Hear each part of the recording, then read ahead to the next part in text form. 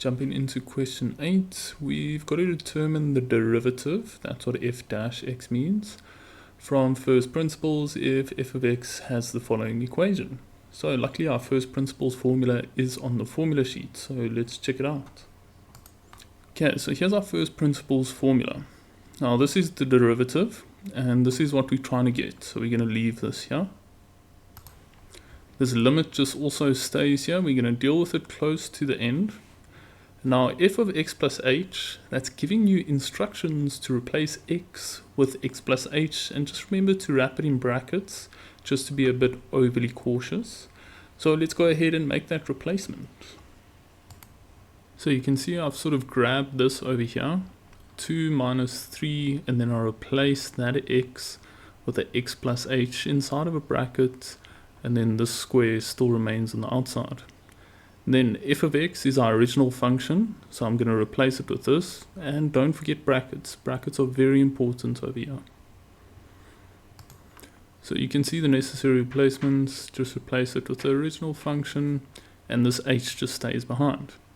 Okay, now we're going to start to simplify this whole thing. Right, to start simplifying, the square tells me to write the bracket twice, and I'm going to distribute this negative into this so I can get rid of these brackets. So let's go ahead and do that. Okay, you can see I've written the bracket twice, and then these will change signs. Positive 2 becomes negative 2, negative 3x squared becomes positive 3x squared. And now to simplify these brackets, I'm going to FOIL. Additionally, these 2's can cancel.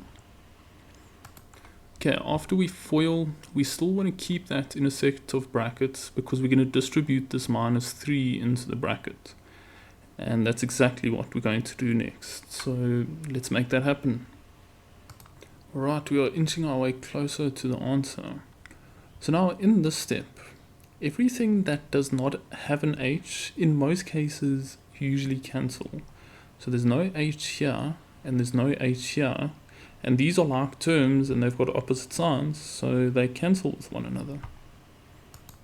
Okay, so after we cancel those two, we've just got these two left over.